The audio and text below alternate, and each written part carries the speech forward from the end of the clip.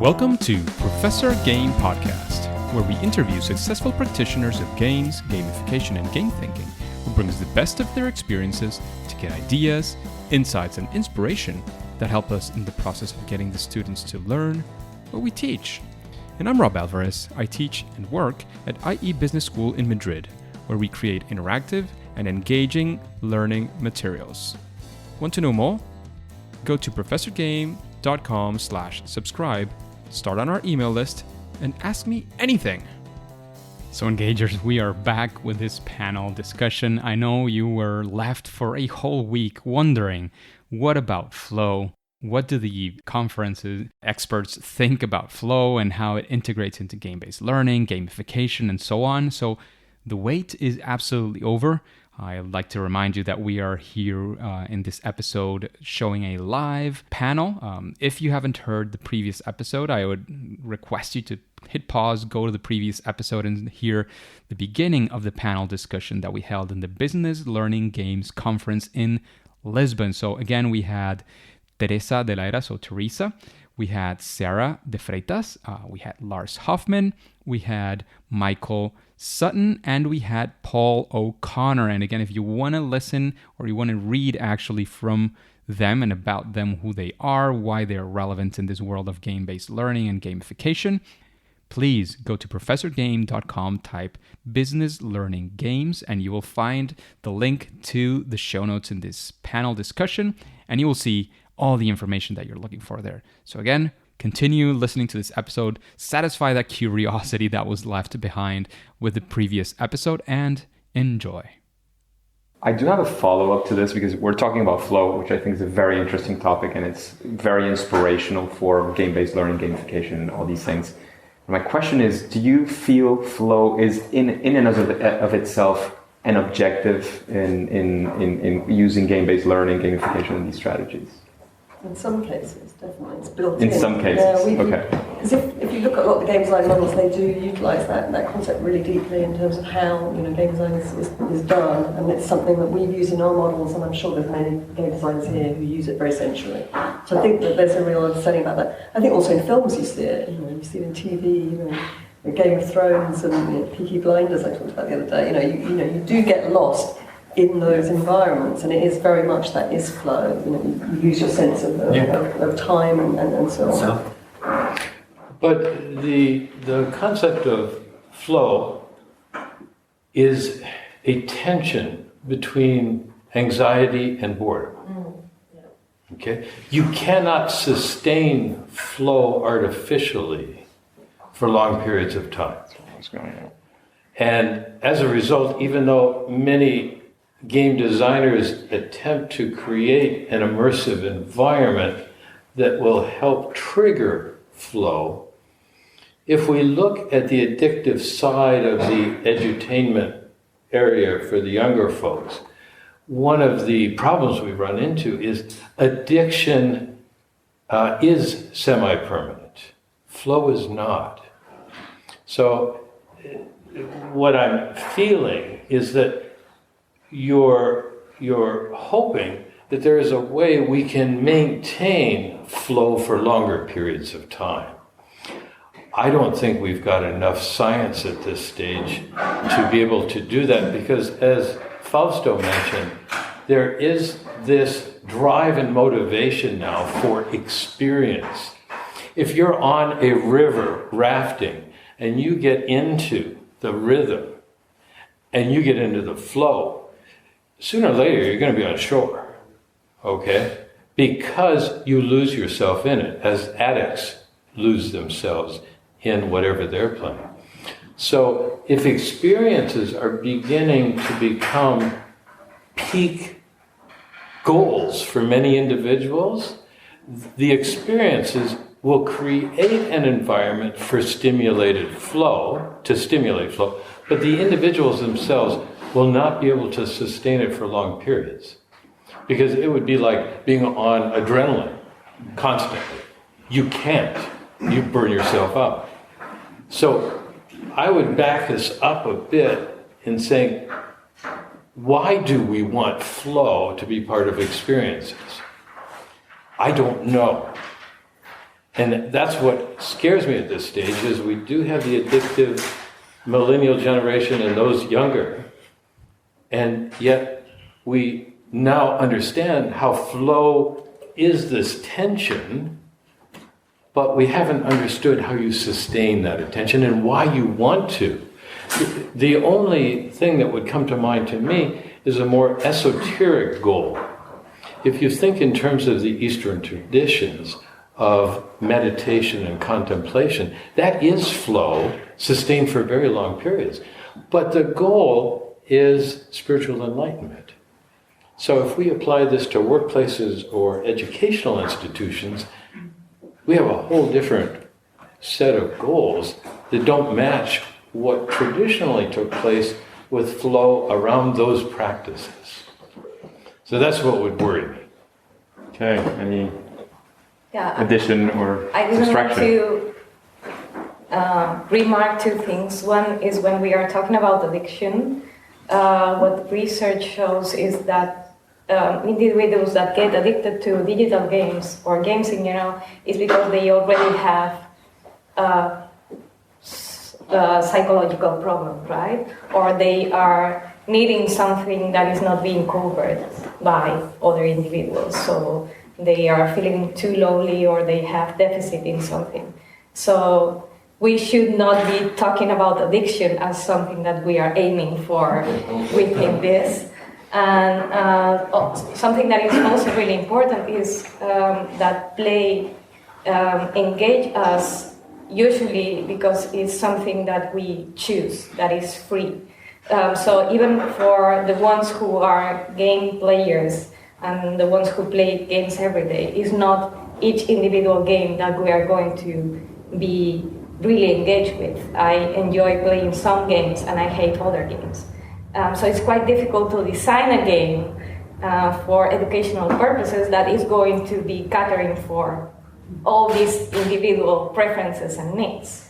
And also, if it does not cater to all individual preferences and needs, at some point you are going to say you have to play this game because it's part of our learning process.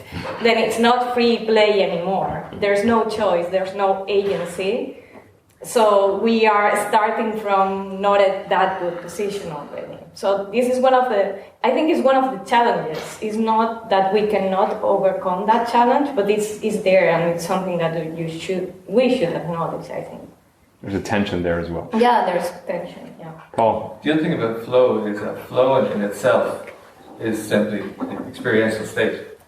You have got to have periods of reflection in order to synthesize and embed the learning that you've experienced. Otherwise, it's just transient, it's just gone. Mm-hmm. So, for learning, the reflective period is incredibly important. You know, it's what we're doing here after the conference, effectively. We're reflecting on what we've talked about and done over the last few days. Because if we don't do that, we walk out of here and there's no memory of what's happened. Well, that's because of the libations afterwards. That's a whole other story. Just on this point. Yes, please. Michael, you have assumed, of course, that you can't achieve enlightenment in the workplace. Okay. No, I haven't assumed it, I just haven't. This time yet. Questions regarding this or other topics? I know you had a question, but is there somebody else? Yes, Eric. Going back to this point of the universities disappearing, or 60% of them, or not disappearing, but like not changing. The proposal to the reform of education is pretty old, from the 50s and 60s. But one of the pillars of education, especially K-12, it's alright. When you were showing for example, your paradigms of education, the new and the old. I wanted to ask, but of course, time. But here's the question: I didn't see testing and exams in there, but you did mention that, say, for example, data collection through the learning management system is present. So, but anyway, going back to the K-12 and all of these pillars of education, exams is one of them. And one of the problems I see is that games do amazing things, but the system does not allow them to replace exams. So, you have your class, you need some goal to deliver, people need to sit at math or geography for X amount of hours, the teacher, the institution may or may not choose to use games and whatever, but in the end they still have to do the same exam. And this is institutionalized and is run by the government law, so try to change this is very difficult. So the question then again is to get rid of this pillar, to get rid of the exams as they are, as they have been designed since the 50s and little has changed. How can we use this learning management system, which we know games are very good at collecting this data. They collect data from the moment we log in until the moment that we stop playing the game. So how do we get this to replace exams? I would make a small reframe of whether is that what's desirable, is it possible, etc. But it's a great question. Like, how do we do it if that's possible, and if not possible, why not, or etc. Just so that we can have different perspectives as well. Yeah, Sarah, of course. I think this is a really big piece of work because if anyone who works in universities or schools, knows that a lot of the problem actually is the academics themselves, and they're wedded to the exams, and it's actually really quite hard to get them to think differently. So I think part of it is about having a conversation with educators that's really based in the evidence and that looks at if those sorts of assessments are not realistic assessments, is there pedagogic value there? So my argument is we need different types of assessments, and what I quite like about games is the fact that you can play a game and you can level up, and you don't have to have an exam. You basically get to the end of that level and you've actually gained those skills and you've understood those things. So whether that's in a role play situation or scenarios or combinations of that. And I think that's a really much more powerful approach to assessment than anything that I've seen so far. And I think that there are some exceptions. I think portfolio-based assessment can be very powerful as well. And we shouldn't say, we're going to throw out all the assessments. I think there's got to be a range. And I genuinely believe that we need to look at the way that we assess in games and really start to transfer that into education as soon as possible. And to do that, we have to have a conversation with the community because they're not just going to sort of go from that to that. I think we have to start showing what the arguments are, showing the ethical, showing the evidence base, and really thinking through how we're going to do this. But I think there are some really significant changes as we've talked about today that we need to do in order to get to that place. And I think we still need a lot more investment to go into serious games and educational games, because I think until we start having much more investment going in, it is going to be difficult to show the real power of what we can do.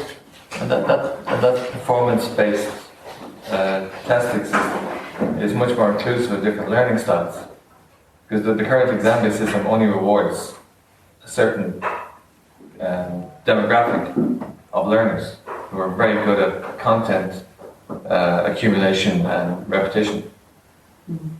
And it's short-term memory. It's almost like the worst of education. I think you're going to get a huge amount of support from the commercial world here, because the traditional industrial revolution or post-industrial revolution learning is sit still, don't talk to anybody else. We're going to fill your head full of facts that you can Google, okay? And then we're going to test you on them, which no one in commerce has ever asked for. Commerce wants collaboration. It wants people to think out of the box. It wants people to be able to research in an agile, effective way. And it wants results that combine the use of multiple brains and multiple perspectives to create that improvement cycle, such that you come up with a great answer. And I think there is, certainly in the United States, there is a huge backlash happening as we speak, and you can tell me whether this is true. I mean, it's starting, I feel it's starting to happen a bit in the UK, of the commercial world sort of backlashing against the tertiary education system, saying you're producing people that aren't fit for the workplace anymore. And so I don't think actually going back to Michael's point, if the paymasters of the tertiary education are somewhat part of one of the big stakeholders is industry, then I think it's about changing that conversation, because in actual fact that will flow through into the adaptation of learning. But I think we've had do you have a question? Did you have a question? No? I think we've had real challenges in higher education and across the education system, because we didn't know, what are we trying to produce? And I think in the past there's a really clear idea about, we're going to produce lawyers, we're going to produce doctors. Now we're in a state where, we need to produce, lots and lots of data scientists, and we don't really understand how to do that. So, from the educational point of view, we need you, industry, and other, areas to support us. And I think that's why the degree apprenticeships in the UK, and I'm sure they've got similar approaches in Germany and other countries as well, are so important, because you evolve that shape with industry, and the individual student has that chance to be working in industry. So it's quite, you can see the direction that we can go in there. But I think that there's some huge challenges for education in terms of what do we want to produce, because we still, I think we're beginning to get a clearer idea about what we're trying to produce, but it is different from what we've been producing traditionally. So I think it is, a really major step that we need to take, and I think the assessment piece is a really important part of that. And I think education also resists this idea of producing just for industry. So I think it wants a broader aim of people that are healthy, happy, knowledgeable about many different things, and so that they can do something, their first career and then following career. So I think there's also a resistance in that sense. And the purists. If we want to be a little bit provocative, I would say that... Is it a follow-up question to this topic? Because there's also questions in the back, so I want to make sure. Yeah? You had a question? Sorry.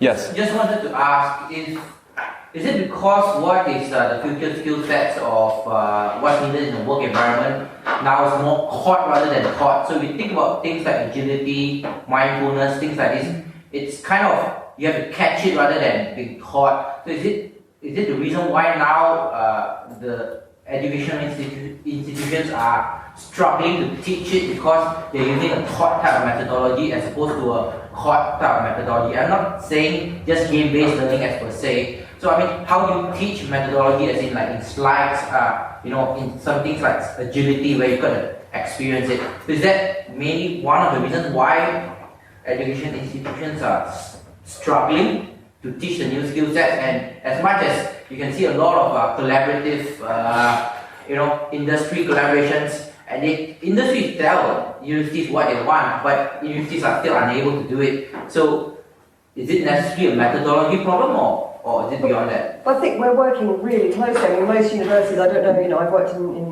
this is my 6th university actually, I've worked in a lot of universities, and we work really closely with industry to develop the courses that we produce. And I think with the apprenticeship model, even more that is the case. And most courses you'll have an industry board that will work with you. So we're definitely moving in the right direction, but there's always more that we can do, and we do need to transform some of these key elements which are holding us back. So what I'm getting as well from Andrew, right? The question is whether as well, I mean that makes a lot of sense, but is there a methodology problem, and is that the methodology in and of itself one of the barriers that is encountered for that kind of, because your experience seems to be on the opposite direction, that there is a lot of collaboration already happening, but I'm not sure if that's the case in every other institution as well. Do you have any other views as well on this, the methodology again of experiencing versus lecturing, which I guess is a core of the question, if I'm correct? Just agreement. Well, people speak of 21st century skills, and you had it also in your model, and those skills are typical ones we need in the future: communication, collaboration, creativity, critical thinking. And these are skills that are very hard to teach. They have to be caught. You need to create an openness to receive it and learn it. It's very hard to deliver it from the stage, right? So I think as a lot of content is becoming available online, we have to say, okay, that's out there, it's handled there, and the universities and the businesses need to teach those higher skills, right? And that requires new learning methods. So definitely, I think that's an easy one. It's like, I guess it's like teaching public speaking without speaking. It's kind of... Yeah, you have to do it. Difficult to say somehow. Experiential and lots of feedback circles, etc. Okay, that's great. So is there any other questions as well? Yeah? No? Fausto. And as a follow-up to this, okay, we're seeing more and more education online. There's a lot of new courses you can take about a lot of subjects. Could this mean that universities could go more into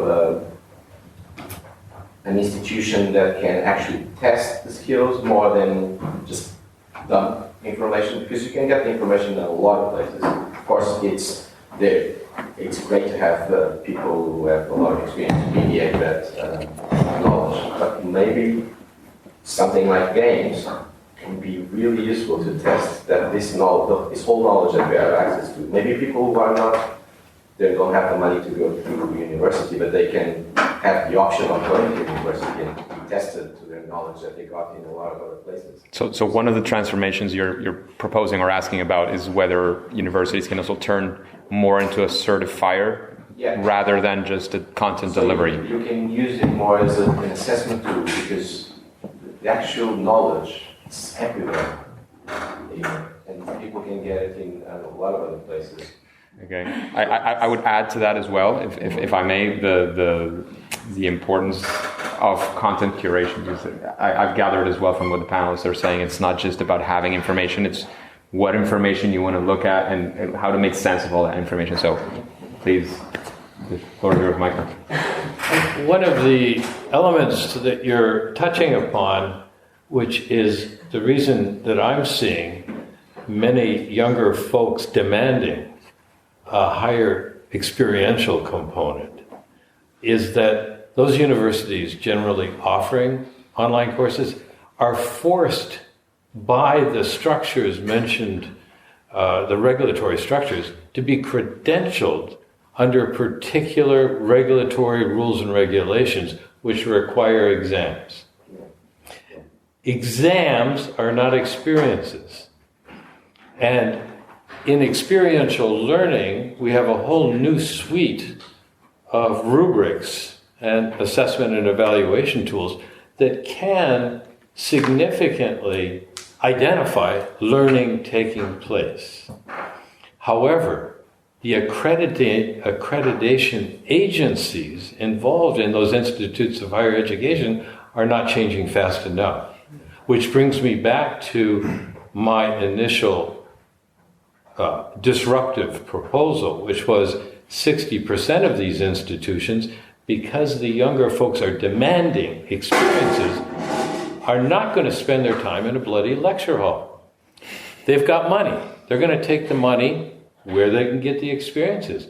If it is new, emergent academies that are not accredited, that's where the money is going to flow, because they're going to get those experiences. If I may say, this is already happening. Yeah, I was going to say. Can I say, like, just Please, Gillian. like some of these experiences that you're talking about have already existed within universities, but over 20 years ago, I worked with a university with a design where they had all the information. It's for law students. They had all the information about the procedure that they needed to do in terms of going and sort of like filing their remit notice down at the court and going back and getting the information from the judge. And it was a very specific course that they had to do, but they had all the information, but it was a 90% fail rate because they just really didn't understand that experience and how to work together. Those sorts of courses have already been designed, but I think what's happening is that they've been designed by within universities,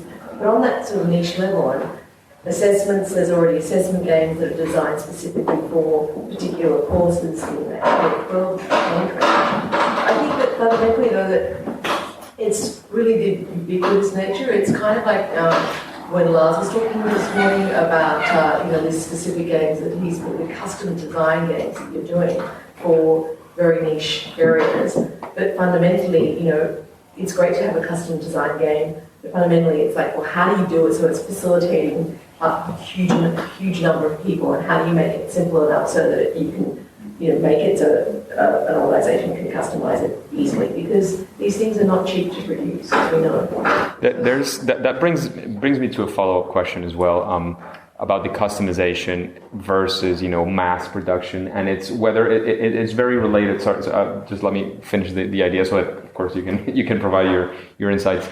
And it's about the broadness of publics that you might have for a game, and how, for whether different generations or interests or whatever it may be, how does that impact the way that we are creating these learning games, and what is perhaps even, where do you think this should be shifting towards? Because you mentioned maybe having a broader audience. It should be a broader audience with diverse interests, or maybe more focused, smaller focused audiences where you're targeting. So I'd like to hear your insights precisely related to what you were mentioning before. When I say any and all of yours. Can I just you may respond to the last question? I think what the situation you described about accessing information and learning is already happening. So MIT has put up all of their courses online. Yeah. You can train yourself in anything. The business model is you pay them to be certified. Okay? Exactly. So that's so in terms of the business model emerging, that's emerging. The other thing is that in business itself, the demands of HR are changing. So roles are being specified, and what's happening is there are students who, rather than going to an academic institution, are self-learning at the same time as taking an internship. So they're becoming the self-apprentice almost. And they are coming through an experience of working in Google or Facebook or whatever, where they're accrediting themselves through these modules of learning, and they're coming out with 3 years work experience at the same. So when they go to the next job, they're not like some student coming straight out of college who's just got a degree and not a clue how the business place works. They're actually coming out with life skills that they can take into the workplace that makes them more relevant to the workplace. And this is where business needs are going to start affecting how we learn. Can I just give the example of the university where I work at the moment? Actually, it's a year 1 year abroad, so it's a placement year for all of our students. So about 75% of our students already have a year in industry before they actually complete their degrees. And I think that's actually a really powerful model, and I think it's one that we will see more. I think with the apprenticeships as well, I think there's huge capability for how we can replicate these sorts of models as we go forward, whether that's something that people do themselves or whether that's done centrally through the university system. Sure. I think also the point about micro-credentialing, I think that's also an opportunity as well as a threat potentially. But it does allow you to move around more, so you could then get credit from industry experience or from academic courses and so on, and build your own degree or build your own courses. And would it also tie up with I think more and more people. So we went to the phase where if we take a course, a university course, we have a better job. Then we went through doesn't matter. I'm not going to get the job anyway, so it doesn't seem to matter. And we might go, and I think it's a good idea university courses is a way of self-improvement.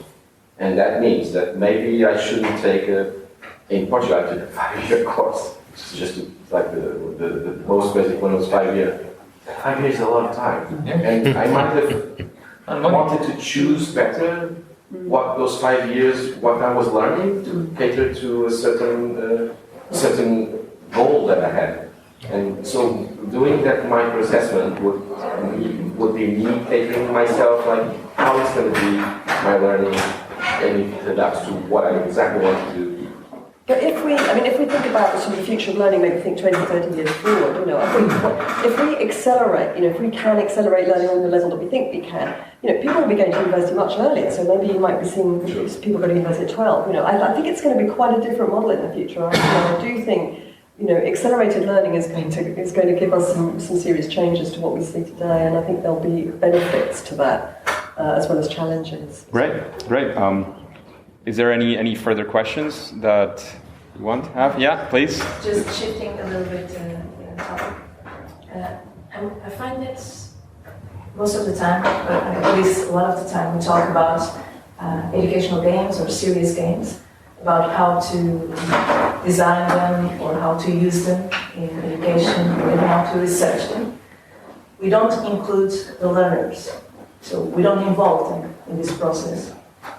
Or even teachers, at least in I know you were talking mostly about university, but at least in K-12 stages, which makes it way harder to then use them in schools. Maybe I'm wrong, but at least that's my perception here in Portugal. What do you think today is being done well in this area, and what should we be doing better to fill this gap? Or at least if you don't feel that there's a gap. I'm guessing not just in Portugal, but in the experience of our panelists as well, which I think is a fantastic question. Like, what are the gaps between what we're observing and what you would probably wish for having? Is that right? in North America, and I would include Canada there, the whole curriculum in K through 12 is driven by core curriculum that has been developed around exams and tests. And you can't get a charter unless you do that, which means to change the bureaucracies at the state or provincial level to put that on its head will take decades, because there's all kinds of vested interests now in maintaining core curriculum, because the industrial model is still to turn out people in high school with all the same learning. It's very much that Prussian model that we started with back in the 1800s. Line them up in rows, turn them out so that they can work in the factories. Well, we're going to have a hard time changing that, which means when they come to one of my classes, for example, as an undergraduate, and I start using games, I have the same issue that Diane had with the Koreans. It's kind of like, talk to me, lecture me, give me tests. I don't want to play games. They've spent K through 12 not doing that. And there does not appear to be a significant change in North America. I know in Finland and a number of Scandinavian countries, that is dramatically changing. So I can't see how we can appeal to them within a traditional structure to continue when actually the demand, because of the programming that's gone on by those individuals in K through 12, force them to want to ask for lectures and tests. But I'm talking also even in the development of the game, for example. I want to... Yes, please. Because my experience is completely different. I think I had the opportunity to teach in Spain, which has a quite traditional approach to teaching. It's changing, of course, but it's quite traditional still. And now I teach in the Netherlands, which is completely the opposite, right? We have in our university an innovation lab for education, and each faculty has an innovation hub. And basically we are receiving funding as teachers if we have ideas in how to innovate for our courses. So we get money to implement ideas in our courses, and we also have the possibility to get research assistants. So many of us are hiring students in order to get their input on how we should approach the courses in order to engage better with students. This Center for Innovation really encourage us to use technologies in class in order to interact with our students. But I've been experiencing this in different perspectives, and I've seen teachers like using the technology in different ways. Using the technology because they want to use the technology without having a specific goal. And what I've experienced is, in many cases, for example, I'm going to create an interactive video and then students can watch and interact with it before the lecture. They still do not have the motivation for that. They did still not engage in the course. And we experience that they do not interact with the video because we can see the numbers. While when we use that video in class and then after them individually interacting with the video can engage in a conversation with other students and then share their opinions and ideas, the results are completely different. So I think what we offer as university nowadays is we provide all the material, and then here you come to have the interaction and the conversation and the debates with other students. That is something that you cannot have alone at home, and this is what we offer as university. And it's not mandatory for us to use exams, but personally, when I use exams, I do not use them to test if they have memorized the content, more also to test if they understood the content. So questions are phrased in order for them to show they are able to establish links between concepts and then show how they could be applied in real life. So I think even if we have to use exams, it's the way we design the exams that makes a difference. and how difficult it is as well to grade them, and where that balance between the load that you have as a professor and how much you can achieve and you can do in that time. Any more inputs? I think this is our last question. Do you have any more inputs before we close up? Well, thank you very much to all of you, the panelists. Thank you for a fantastic audience as well with great interventions.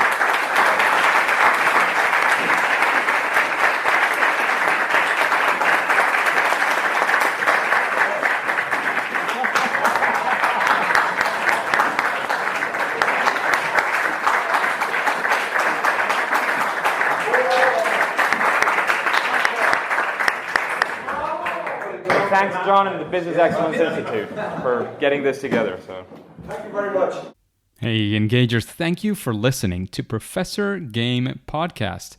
And if you want more episodes like this one with incredible guests, live recordings, then go to professorgame.com/subscribe and get started into our email list. There, receive that first email, let me know that you're liking this interview, or if you're already subscribed, just hit reply to any of the emails I've sent you before and let me know. I'd like to know how you are enjoying, how much you're enjoying, or maybe even not enjoying these episodes. And before you go into your next mission, would you like to know what we have prepared as an anniversary episode? Because yes, the next episode is our anniversary. Well, if you want to find out, then you have to subscribe using your favorite podcast app and listen to the next episode of Professor Game. See you there.